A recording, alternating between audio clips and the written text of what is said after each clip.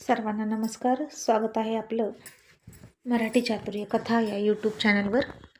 व्हिडिओला लाईक करा, चॅनलला सबस्क्राईब करा आणि बेल आयकॉनवर प्रेस करा, जेणेकरून सगळ्या नोटिफिकेशन्स तुमच्यापर्यंत वेळेत पोहोचतील. मिलन अभी आधा अधुरा आहे भाग 196. मग आता डिनर केल्यानंतर राणा आणि सगळेच हॉलमध्ये गप्पा मारत बसले होते. त्याचवेळी राणीचा फोन जोडून दिला आणि राणा राणीला म्हणाला की आई मी मुंबईत आहे. आणि आगाव राणा आता चक्क राणीसोबत खोटं बोलत होता. आणि सांगा बरं, ही सवय कसली असेल? तर बापाची. कितीही सत्यवादी म्हणून मिरवत असले तरी हे सूर्यवंशी कधी कधी स्वतःच्या स्वार्थासाठी खोटं बोलायचे. रोहित कुमार तर लग्न झाल्यावर खूप खोटं बोलले होते आणि आता राणाजी असंच खोटं बोलत होते आईसोबत. पण आता या खोटं बोलण्यानं कोणाचंही नुकसान होत नव्हतं. मग जर कोणाचं नुकसान होत नसेल तर खोटं खोटं नसतं, ते फक्त लपवून असतं. ही आपली त्यांची फिलॉसॉफी.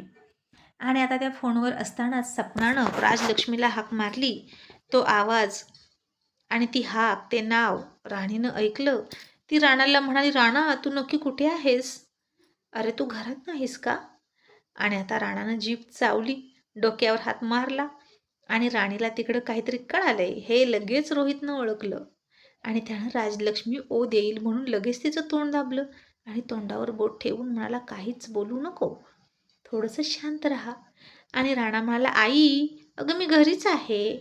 आणि राणी म्हणाली, मग आता ही राजलक्ष्मी अशी हाक कोणी मारली? कोण आहे तुझ्याजवळ? राणा म्हणाला, अगं या काकी आहेत ना आपल्यात काम करतात त्या, त्यांच्या रिलेटिव्हची मुलगी आली आहे, तिलाच हाक मारत होते. आणि रोहित गालात हसला आणि म्हणाला, वा, योग्य ठिकाणी तंतोतंत लागू पडेल अशी थाक मारतोय बेटा. हा मुलगा ना बोलण्यात खूप चतुर आहे, असं रोहितला कळलं. आणि मग राणी म्हणाली, अच्छा असं आहे का, बरं. आणि आता मोलकरीणसुद्धा तिकडून म्हणाली, मॅडम अहो ती जाणारच आहे आता. राणाला एकटं एकटं वाटायचं ना, म्हणून मी घेऊन आले होते माझ्या बहिणीच्या मुलीला आणि त्याच्यासोबत खेळायला. मॅडम माझं काही चुकलं का? राणी हसून म्हणाली, अगं नाही नाही, काहीच नाही चुकलं, असू दे, चला गुड नाईट. म्हणून तिनं फोन ठेवला आणि सगळ्यांचा जीव भांड्यात पडला. आणि रोहितला राणा म्हणाला, फ्रेंड तुम्ही पुन्हा एकदा चुकलात. कळत नाही का की एकांतात जाऊन फोन लावावा? आणि रोहित हसून म्हणाला, सॉरी. रोशन हसून म्हणाला, तुझ्या फ्रेंडला जर एवढं कळत असतं ना की एकांतात जाऊन कसं बोलायचं, कसं गुलगुलगुल करायचं, तर आज ही वेळ आलीच नसती त्याच्यावर. आणि रोहित रोशनकडे बघून म्हणाला, रोशन हे सगळं बोलण्याची गरज आहे का आत्ता? कशाला त्याच्यासमोर विषय काढतो? जानकी म्हणाली, मग त्याला काय होतंय रोहित, तू माझ्या प्रश्नाचं उत्तर देतच नाही, बाकी सगळं बोलतोस, सगळ्यांची कामं करतोस, पण माझं काम नाही करत तू. रोहित म्हणाला, आई तुला काय हवंय ग? हे बघ, लग्न सोडून मी काहीही करेन. तुझ्या समाधानासाठी मी बोललोय तसं की दुसऱ्या लग्नाला तयार आहे, पण खरं तर मला नाही आता या बंधनात अडकायचं. नकोच ते पुन्हा पुन्हा मनस्ताप. राहुल म्हणाला, पण रोहित तुला एकटं वाटतं त्याचं काय? लग्न फक्त तेवढ्यासाठीच नसतं बाळा, एकटेपणा दूर करण्यासाठी सुद्धा असतं. आणि रोहित म्हणाला, मला एकटं वाटतच नाही, आणि जरी वाटत असलं तरी थोड्या वेळापुरतं असेल, नंतर मी सगळं विसरून जाईन पाठीमागचं, आणि कोणीही पुन्हा हा विषय काढणार नाही प्लीज. आणि जानकी तर आता गप्पच बसली. मेघनाच्या सुद्धा आशा मावळायला लागल्या होत्या. ती झोपण्यापूर्वी पुन्हा गेली आणि जानकीच्या पायात बसली आणि म्हणाली, आई आता काय होईल? आणि जानकी म्हणाली, आशा सोडू नकोस बाळा, तुझी तपश्चर्या मला दिसते. मग आता इकडे चेस खेळायला सगळे बसले. आणि तसं बघायला गेलं तर राहुल, रोशन, मल्हारराव, रोहित सगळे चेस खेळण्यात माहीर होते. मल्हाररावांकडूनच या तिघांनी चेस शिकला होता. आणि आता राणा म्हणाला, मी पहिल्यांदा खेळणार. रोहित म्हणाला, ओके, मी चेसमधली चाल मांडून ठेवतो, चला चेस घेऊन या. आणि रोशन म्हणाला, थांबा, अजिबात कोणीही चेसला हात लावू नका. रोहित म्हणाला, का? आणि राहुल म्हणाला, अरे गेली 10-12 दिवस झाले त्यांना माझ्यासमोर एक पेच मांडून ठेवलाय, तो मला सुटतच नाही, तो सोडवल्याशिवाय पुढे जायचं नाही असं म्हणतोय तो. मी खूप ट्राय केला रे रोहित, पण मला जमेना. ॲक्च्युली मी गुपचूप गुपचूप त्याचा फोटो काढून माझ्या मित्रांनाही दाखवलं, पण तो पेच सुटेना. रोहित आपल्या रोशनसुद्धा हुशार आहे बरं का. आणि राणा म्हणाला, मग कुठे आहे मला दाखवा, मी बघतो. रोशन थोडा फुशारक्या मारत म्हणाला, काय तुला माहीत आहे का, या माझ्या मोठ्या दादाला सुद्धा सुटे ना ते, आणि माझ्या बाबांना सुद्धा सुटत नाही, आणि तुला कसं सुटेल, तू किती छोटा आहे. आणि राणा म्हणाला, आधी दाखवा तरी, विनाकारण इतरांना छोटं समजून कमी लेखायचं नसतं, आणि समोरच्याला आपल्यापेक्षा कमी ताकदीचं समजायचं नाही, त्यामुळे नुकसान आपलंच होतं, असा राणा म्हणाला. आणि त्याच्या बोलण्याकडे बघून सगळे चकित झाले. आणि रोशन थोडेसे ओठ वाकडे करत आणि हवेत हात वाकडा करत म्हणाला, बाबा काय डायलॉगबाजी आहे, काय रे कुठून शिकला इतकी डायलॉगबाजी करायला, आतापर्यंत आम्ही असले डायलॉग फक्त आमच्या दादाचे ऐकलेत, आता तर तू मला तुझ्या आई बापाचं नाव सांगच, नक्कीच ते खूप हुशार असतील. आणि राणा लगेच म्हणाला, नाही, ते मी अजून माझ्या फ्रेंडला सुद्धा नाही सांगितलं, मग तुम्हाला कसं सांगू, आणि मी तुम्हाला काय म्हणून हाक मारू. रोशन म्हणाला, अंकल म्हणा अंकल. आणि राणा म्हणाला, ओके, मग मी तुम्हाला छोटे अंकल म्हणतो. आणि राहुलकडे बघून म्हणाला, आणि यांना मोठे अंकल म्हणतो. आणि काय हो मोठे अंकल, तुमच्या तोंडात दात नाहीत का. तसं राहुल चकित होऊन म्हणाला, अरे आहेत ना, असं का विचारतो. आणि राणा म्हणाला, मग तुम्ही बोललात का नाही, मला वाटलं दातच नाहीत आणि सगळ्याला दिसेल आणि सगळे हसतील म्हणून तुम्ही बोलत नाही. तसे पुन्हा सगळे थोडे थोडे हसले. आणि राणा आता सहज बोलला तरी विनोद व्हायचा. आणि राहुल म्हणाला, ओके आता बोलतो हां तुझ्याशी. आणि काय रे राणा, तू खूप मजेशीर आहेस आणि मला तू खूप आवडला. रोशन म्हणाला, अरे पण सांग ना तुझ्या आईवडिलांचं नाव काय. आणि राणा म्हणाला, नाही सांगू शकत, तुमची आणि माझी तर फक्त 2-3 तासाची ओळख आहे, तर कसं सांगू. आणि रोशन म्हणाला, अरे सांगायला काय जातं, आता तू आमच्या घरी राहतोस ना, मग बोल ना. हे बघ, आता ही राजलक्ष्मी, मी रोशन आहे, ही माझी मुलगी सेजल आहे, आम्ही तर नावं सांगितली. आणि राणा म्हणाला, मग मी पण रंजित आहे, मी पण सांगितलं की, आणि माझ्या फ्रेंडला माहीत आहे की मी नाही सांगू शकत माझं फुल नेम, आणि तसं पण नावात काय आहे. आणि रोशन मान हलवून म्हणाला, बापरे, ए बाबा खरंच तुला ना मी गुरु मारून घेतो. अरे किती बोलतोस तू, दादा हा छोटा पॅकेट बडा धमाका खोटं भेटला रे तुला. आणि त्याचे ते शब्द ऐकून राणा खूप खळखळून हसायला लागला, खांदे हलवून हलवून. आणि रोशनला म्हणाला, आणि तुम्ही बडा पॅकेट फुसका धमाका. तसे सगळे हसायला लागले. राणा फारच मजेशीर आहे असं सगळ्याला वाटलं.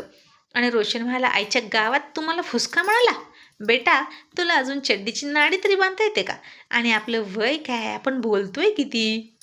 आणि राणा त्याला पुन्हा एक बोट दाखवत म्हणाला, सांगितलं ना समोरच्याला त्याच्या वयावरून जज करायचं नाही, आणि वयावर अक्कल ठरत नसते. आणि काही काही लोकांचं खूप वय असतं पण काहीच अक्कल नसते. आणि अरे बापरे, हा तर किती सोडेतोड बोलतोय. लहान आहे आणि त्याचे शब्द असे लहान मुलासारखे आहेत म्हणून जास्त विषारी वाटत नाहीत, पण रोहित जेव्हा असाच बोलतो ना रागात डॅशिंग लुकमध्ये आणि एका एका शब्दावर जोर देऊन, तेव्हा मात्र समोरच्याची पॅन्ट ओली होते. आणि रोशन म्हणाला, अच्छा चला, आता तू मला दाखवच तो चेसमधला पेच सोडवून. आणि राणा म्हणाला, आणि मी खरंच सोडवलं तर. रोशन म्हणाला, तर काय, तुला एक चॉकलेट देईन. राणा म्हणाला, हट, मला नको चॉकलेट, मी फक्त आईने दिलेले चॉकलेट खातो. रोशन म्हणाला, मग आता तुला काय पाहिजे, अर्धी प्रॉपर्टी नावावर करून देऊ का. राणा म्हणाला, मला तसलं काही नको. आणि आता काका पुतण्यांमधली जुगलबंदीसुद्धा चांगलीच सुरू होती की. आणि रोहितला जसा स्कूलमध्ये पहिल्या भेटीत राणानं चितपट केला होता, तसाच इथे सुद्धा रोशनला चितपट करत होता. आणि रोशन म्हणाला, मेरे बाप, आता तुला काय पाहिजे. बरं ठीक आहे, जर तू मला हा पेच सोडवून दाखवला ना, मी तुझ्या टांग घालून जाईन. आणि आता राणानं लगेच सोफ्यावरून खाली उडी मारली टुंदिशी, आणि दोन्ही पाय फाकले आणि उभा राहिला. आणि म्हणाला, आत्ताच बघून घ्या तुम्ही जाऊ शकता का याच्यातून. आणि बापरे बापरे बापरे, या कॉन्फिडन्स बघितला आणि सगळे हसायला लागले. आणि कॉन्फिडन्स असावा तर असा एकदम कडक असा रोहित म्हणाला. त्यानं राणाला उचलून घेतला आणि त्याची खूप तारीफ करत राहुल म्हणाला, शाबास रे मेरे शेर. तर चला, असं म्हणून आता सगळेच निघाले. जिथं हा पेच करून ठेवला होता तिथं रोशनच्या रूममध्ये. रोशनने ते फार जपून ठेवलं होतं त्याच्या रूममध्ये. आणि आता राणा येऊन काही तास झाले होते, पण घरातलं वातावरण किती निवळलं होतं. सगळ्यांना हसी मजाक खूप खूप वर्षातून ऐकायला मिळत होता. कारण कसं होतं, घरामध्ये रोहित खुश तर सगळे खुश. हे सगळे सूर्यवंशी एकमेकांशी असेच बांधलेले होते. आणि तिथे जाऊन रोहितनं राणाला खाली सोडला आणि राणा लगेच म्हणाला, फ्रेंड, मी तुम्हाला खाली सोडा म्हणलो का? मला उचलून घ्या. जोपर्यंत मी सांगत नाही तोपर्यंत मला खाली ठेवायचं नाही. आणि रोहित म्हणाला, ओके. त्यानं पुन्हा राणाला उचलून घेतला आणि आता दोघेही बापले एक बुद्धिबळाच्या पटाकडे बघत होते बरं का. आणि रोहित तर याच्यात चॅम्पियन होता, त्याला लगेच सुटलं. पण आता राणा काय करतो हे त्याला बघायचं होतं, म्हणून तो गप्प होता आणि तो खाली उतरेना. म्हणून रोशन म्हणाला, उंटावरचा शाणा. आता राणानं वरच्या दातानं खालचा ओठ चावला आणि दात ओठ खात छोट्याशा हाताच्या मुठी आवळून रोशनकडे मोठे डोळे करून बघितलं आणि म्हणाला, अतिशहाणा त्याचा बैल रिकामा. तसे सगळेच खूप मोठ्यानं हसले आणि रोशन त्याच्यावर दात ओठ खात म्हणाला, ए टिंगू, माझ्यासमोर जास्त बोलू नको बरं का. अरे मी मोठा आहे तुझ्यापेक्षा. आणि राणा म्हणाला, काय उपयोग मोठं हसून, बडा घर पोकळ वासा. असं काम आहे तुमचं. मोठ्या लोकांना वाटतं आम्हाला सगळं कळतं, पण कळतंय पण वळत नाही, अशी अवस्था. आणि त्याचं ते बोलणं बघून आणि शब्दसंपत्तीवरची पकड बघून सगळे चकित होत होते. आणि त्याची वाद घालण्याची ही पद्धत होती ना, रोहितला जाम आवडायची. रोशनला सुद्धा राणा आवडत होता. तो मुद्दाम वाद घालत होता. त्याला बघायचं होतं की राणा कुठपर्यंत वाद घालू शकतो. त्याचं बोलणं, शब्दाला शब्द देऊन बोलणं, वाद घालणं, हे सगळं रोहितला आठवायचं. आणि पुन्हा अल्लड राणीची आठवण आली आणि तीही तशीच भांडकुदळ. एक एक शब्द बोलायची ना अशी, आणि माघार शब्द घेत नव्हती एकसुद्धा. समोरचा निरुत्तर होईपर्यंत बोलत राहायची आणि वाद घालायची. आणि आता रोहित राणीच्या आठवणीत गेला तसा रोशन म्हणाला, दादा, तुझ्या या पाहुण्याला सांग बरं की माझ्या नादी लागू नको. राणानं स्वतःच्या तोंडावर बोट ठेवलं आणि म्हणाला, अळीमिळी गुपचिळी. आणि रोशन म्हणाला, शाबास, असंच राहायचं माझ्यासमोर, अळीमिळी गुपचिळी. आणि राणा पुन्हा हसून म्हणाला, मी माझ्यासाठी नाही म्हणालो, तुमच्यासाठी म्हणालो. आणि अरे देवा, पुन्हा सगळे हसायला लागले आणि खूप हसत होते सगळे. आणि मेघनाचं डोकं दुखायला लागलं होतं. आणि जानकी सगळ्यांना खुश बघून म्हणाली, परमेश्वरा, माझी बाळं अशीच खुश राहू दे. आणि हा राणा किती गुणी मुलगा आहे आणि किती गोड, अगदी माझ्या रोहितसारखा. आणि मलाही असाच नातू पाहिजे, जो सगळ्यांना बांधून ठेवेल आणि त्याच्याभोवती सगळ्यांना फिरवत बसेल. आज रोहित आलाय, त्याच्यासोबत राणाही आलाय, तर अख्खी फॅमिली बाहेर आली आपल्या आपल्या रूममधून. नाहीतर रोज खायचे प्यायचे आणि रूममध्ये बसायचे. आणि आता रोहितचं लग्न जमत नव्हतं, तेव्हा ती ज्या गुरुजींकडे गेली त्याच गुरुजींकडे जाऊन जानकीनं रोहितच्या नशिबात काय आहे हे तरी बघूया असं ठरवलं. आणि तिनं गुरुजींना फोन करून विचारलं की मी उद्या येऊ का. गुरुजी म्हणाले, तुमचे आवाज ऐकून असं वाटते की तुम्ही आजारी आहात, मग कशाला दगदग करता. मुलाची कुंडली फोनवर पाठवा, मी फोनवर मार्गदर्शन करतो. जानकीनं लगेच रोहितची कुंडली जी तिच्या कपाटात होती ती गुरुजींना पाठवली. कुंडली बघून गुरुजी म्हणाले, सध्या याच्या आयुष्यात खूपच उलथापालच सुरू आहे आणि आणखीन काही दिवस असंच सुरू राहील. आणि सध्या त्याचे अडचणीचे दिवस आहेत, मनस्तापाचे दिवस आहेत. एवढा काळ गेला की सगळं ठीक होईल. जानकी म्हणाली, पण गुरुजी, अहो त्याच्या संसाराचं काय, त्याला मूलबाळ व्हायला नकोत का. आणि गुरुजी म्हणाले, अहो मी काय म्हणालो, बाकी सगळं ठीक होईल. आणि तुम्ही काय म्हणालात, संसार, तर त्याचा संसारही उत्तम होईल. आणि मी तर म्हणतो उत्तम सुरू आहे आणि लवकरच सगळं ठीक होईल, कारण याच्या आयुष्यात गेलेली सुखं परत येणार आहेत. आणि मी काय म्हणतो, उद्या एक पूजा घालून टाका ग्रहशांतीची, ग्रहांची दिशा बदलायला मदत होईल. आणि जानकी म्हणाली, ठीक आहे. आणि त्यांचे आभार म्हणून फोन ठेवला. पण आता तिला पुन्हा काळजी वाटायला लागली. जर याच्या नशिबात संसार असेल तर हा दुसरं लग्न का करत नाही. आणि लग्नच नाही तर मुलं कशी व्हायची, संसार कसा फुलायचा. आणि वेड्या जानकीला नशिबाचा खेळ माहीत नव्हता. पहिली बायको त्याच्या नशिबात फिरून येईल हा प्रश्न तिला पडला नव्हता, कारण राणी पुन्हा या घरात येणं शक्य होत नव्हतं. आणि मग तिनं सपनाला बोलवलं आणि म्हणाली, उद्या पूजा घालूया, रोहित आहे तोपर्यंत लिस्ट काढ, सकाळी सकाळी साहित्य मागवून घे. आणि काय गं तुम्ही इतके सगळे का हसता, कोण इतकं जोक मारतं. सपना हसत हसत म्हणाली, आई आहो तो छोटा राणा, खरंच हो किती हजरजबाबी आहे. फार फार वर्षातून या घरात निखळ विनोद सुरू आहेत. आई तुम्हाला आठवतं असे विनोद राणी करायची शब्दाला, त्यातून कोणी दुखवत नव्हता, पण प्रसंगाची गरज म्हणून विनोद करायची आणि हसवायची. तसं आता जानकी गंभीर होऊन म्हणाली, कशाला तिचं नाव काढलं, सगळे खुश आहेत तर राहू दे, तिचं नाव काढू नको. आणि रोहित समोर तर नकोच नको. मग आता राणा रोशनला बोलण्यात ऐकतच नव्हता. रोशन म्हणाला, आधी हे सोडवून दाखव, मग बघू. जास्त बकबक करू नको. बोलाचीच कडी आणि बोलाचाच भात. असं म्हणून रोशन हसला आणि राणा म्हणाला, आपण हसे लोकाला शेंबूड आपल्या नाकाला. आणि अरे बापरे, याला किती मनीपाठ आहेत.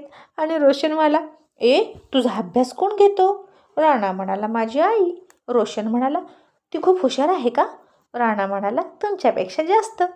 रोशन म्हणाला, तू भांडखोर आहेस रे खूप. आणि आता सगळ्यांनाच हे ऐकायचं होतं की राणा काय म्हणतोय. आणि राणा म्हणाला, लोकांना बरोबरी करायला जमलं नाही ना की असेच नावं ठेवतात, असं माझी आई म्हणते. आणि रोहित खूप हसला आणि म्हणाला, बरोबर म्हणते तुझी आई. राजकारणात तर हे असंच असतं. तो येडा संग्राम तसाच करतो. बरोबरी नाही करायला मिळाली की नावं ठेवतो. आणि राणा म्हणाला, आणि हे सुद्धा तसेच करतात. तसे पुन्हा सगळे हसले. आणि सोनम म्हणाली, रोशन तू आता गप्प राहा.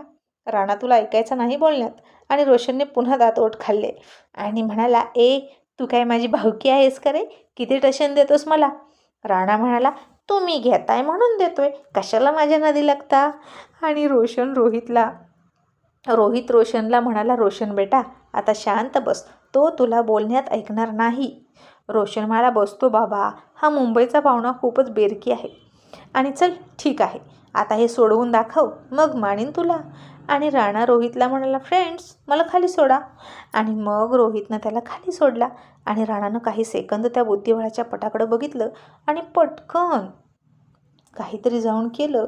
आणि काय आश्चर्य, त्यानं एक सोंगठी हलवली आणि सगळी बुद्धिबलाची त्या डावाची दिशा बदलून टाकली. आणि तो पेज सोडवून दाखवला आणि सगळे त्याच्यासाठी टाळ्या वाजवत होते. आणि रोशन मात्र त्याच्याकडे मोठे डोळे करून बघत होता. आणि रागाने कॉलर उडवली आणि 2 तांगड्या छोट्या छोट्या फाकल्या आणि रोशनला चॅलेंज करत आणि एक बोट दाखवत म्हणाला, चला जाताय ना माझ्या टांगे घालून. आणि रोशननं वाईट तोंड केलं. आणि छोटी शेजल म्हणाली, राणा दादा, आता तू माझ्या डॅडींना असं करायला सांगशील का? आणि राणा तिला म्हणाला, मी असं नाही म्हणालो, तेच असं म्हणाले. मग त्यांचा शब्द त्यांनी पाळायला हवा ना. आणि मला शब्द पाळणारी माणसं आवडतात. चला जा पटकन, नाहीतर माझ्या टांग्या दुखतील. तुमच्यासाठी ओपन करून करून मी छोटा आहे ना, असं तुम्हीच म्हणता. तसे पुन्हा सगळे हसले त्याच्या या विरोधाभासी बोलण्याला. आणि रोशन मला बोलतोय तर असा की भल्या भल्याची बोलती बंद करतोय आणि म्हणे मी लहान आहे. अरे टीमध्ये तुला अजून हाफ तिकीट पण नसेल, किती बोलतोय. आणि मग आता रोशनला तर जमिनीवर सरपटत जाऊन त्याच्या टांगेकडून जावं लागणार होतं. आणि त्यानं राहुल आणि रोहितकडे बघितलं. आणि राहुल म्हणाला, काय बघतोस रोशन? सूर्यवंशी त्यांचं वचन पाळतात. चल, तू दिलाय ना शब्द तर वाग. आणि आता हे आडनाव ऐकलं आणि राणाच्या अगदी तोंडावर आलं होतं. अगदी म्हणजे अगदी तोंडावर, की मी पण सूर्यवंशी आहे. पण राणीनं सांगितलं होतं की नाव कोणाला सांगायचं नाही. आणि तो शांत बसला. कुठे काय बोलायचं, कुठे काय नाही याचं प्रसंग अवधान होतं त्याच्याकडे. मग आता रोशन खाली वाकणार तसा राणा म्हणाला, थांबा, उठा. रोशन म्हणाला, आता काय झालं? आणि राणा म्हणाला, तुम्ही मोठे आहात ना माझ्यापेक्षा, तुम्हाला नसेल लाज वाटत माझ्यासमोर वाकायला, पण मला वाटते ना. तुम्ही माझ्या फ्रेंडचे ब्रदर आहात ना छोटे, मग तुम्हाला मी माफ करतो. आणि रोशन जीवात जीव आल्यासारखा करत म्हणाला, बरं झालं, तसं तुझ्यापुढे वाकायला काही नाही रे, लाज वगैरे नाही, पण कंबरडं मोडलं असतं. राणा म्हणाला, तुम्ही एक्सरसाइज करत नाही रोज? आणि सोनम म्हणाली, कशाला एक्सरसाइज करतो, नुसता खातो आणि झोपतो. राणा म्हणाला, मग मी शिकू तुम्हाला रोज एक्सरसाइज करायला? तसं रोशनने त्याच्यासमोर हातावर हात आपटून नमस्कार घातला आणि म्हणाला, नको रे बाबा, तू मला आता आणखीन काही शिकवू नको. तुझं हे नॉलेज बघितलं, बोलण्याचं नॉलेज बघितलं आणि मी धन्य झालो. पण तरीसुद्धा उद्या मी तुला नवीन बुद्धिबळातला पेच टाकणार म्हणजे टाकणार. आणि राणानं डोक्यावर हात मारला छोटूसा आणि म्हणाला, शुंभ जळाला पण पीळ नाही गेला. तसे सगळे पुन्हा खूप हसले. आणि राणा म्हणाला, आता मी हे घेऊ शकतो का, मला खेळायचं आहे. आणि कुणी काही म्हणायच्या आधीच त्यानं उचललं आणि हॉलमध्ये घेऊन गेला अगदी हक्कानं. मग रोहितनं पट मांडला आणि राणा आहे म्हणून सोप्पं मांडला. आणि राणा म्हणाला, इतका सोप्पा? यामध्ये काय चॅलेंज आहे फ्रेंड? Do something challenging. आणि आता त्याचा स्वभाव, त्याचं बोलणं, प्रत्येक संकटाला भिडण्याची त्याची ती धाडसी वृत्ती, अवघड कठीण असल्या कठीणातल्या कठीण गोष्टी करण्याची हौस सगळं बघितलं की असं वाटायचं छोटा रोहित आहे. मल्हारराव, जानकी, राहुलला जास्तीत जास्त असं वाटायचं. आणि राणापासून कोणीच हालायला तयार नव्हतं. जोपर्यंत तो झोपत नाही तोपर्यंत कोणीही झोपेना. राजलक्ष्मी तरला तो ताई म्हणायचा, सेजलला सेजल म्हणायचा, सेजल त्याला दादा म्हणायची आणि सगळे मिसळून गेले होते एकमेकांमध्ये. राणा म्हणाला होता राजलक्ष्मीला, ताई म्हणणार मी आणि सेजल माझ्यापेक्षा छोटी आहे तर तिने मला दादा म्हणायचं. आपल्या आपल्या नंबरला राहायचं सूर्यवंशींच्या प्रथेनुसार. आणि सपना म्हणाले, राणा बाळा, तुला इतकं सगळं कोण शिकवतं रे? राणा म्हणाला, माझी आई. आणि सोनम म्हणाली, आणि तुझ्या आईचं नाव काय? आता गडबडीतच म्हणाला, राण. तसा थांबला आणि सगळेजण ध्यान देऊन ऐकत होते की त्याच्या आईचं नाव काय घेतोय तो. रोहित ते ऐकत होता आणि त्याला राणी म्हणायचं होतं का असं वाटून रोहितनं त्याच्याकडे बारीक बघितलं. तसा राणा पुन्हा प्रसंग अवधान राखून म्हणाला, राणाची आई असंच नाव आहे तिचं. आणि अरे बापरे, या राणानं सगळ्याला हसवून सोडलं. आणि हे गुण मात्र त्याच्यामध्ये त्याच्या आईचे उतरले होते. राणीसुद्धा अशीच सगळ्यांना हसवायची. आणि आता झोपायची वेळ झाली आणि पहिल्यांदा इथे आलेला राणा हक्काने म्हणाला, मला दूध कोण देईल? रोहित म्हणाला, सोनम दूध घेऊन ये. मग सोनमने तिचा मोबाईल तिथंच ठेवला, दूध आणायला गेली. इतक्यात तिच्या फोनवर तिच्या पप्पांचा फोन आला. तिनं नंबर पप्पांचे जे होते 2 असतील म्हणून एक नंबर पप्पा नंबर 2 आणि पप्पा नंबर 1 असे नंबर सेव्ह केले होते. आणि पप्पा नंबर 2 या नंबरवरून फोन आला आणि ते वाचून राणा म्हणाला, तुम्हाला 2 पप्पा आहेत का? आणि 2 नंबरच्या पप्पांचा फोन आहे का? तसे आता पुन्हा सगळे खूप हसले. सोनमही हसायला लागली आणि रोशन म्हणाला, अगदी बरोबर राणा, अगदी बरोबर बोललास. अरे माझी हिंमत होत नव्हती पण तू बरोबर बोललास. तसे पुन्हा हसले सगळे. आणि आता आज कोणाला लवकर झोप लागतच नव्हती. सगळ्यांना राणा खूप आवडला होता. आणि मी आल्यापासून दातखिळी बसलेले हे अख्खे सूर्यवंशी मला एकटीला असं बाजूला सरकवून हसतात आणि मला सामीलही करून घेत नाहीत म्हणून मेघनाला राग आला. आणि इकडे राणी कंपनीने दिलेल्या त्याच हॉटेलमध्ये राहिली होती ज्या हॉटेलमध्ये दिल्लीला स्पर्धेसाठी आल्यावर रोहित आणि राणी राहिले होते. आणि त्या दोघांच्याही पहिल्या मिलनाची आठवण अजून जशीच्या तशी तिच्या मनावर ताजीच्या ताजी उमटली होती. आणि आजही मनसोक्तपणे ती रोहितची आठवण काढून रडत होती. रोज राणाजवळ असल्यामुळे तिला खूप मर्यादा यायच्या, त्याची आठवण काढायला, रडायला, दुःख व्यक्त करायला. पण आज राणीनं ठरवलं की त्याच्या आठवणीत रात्रभर रडायचं.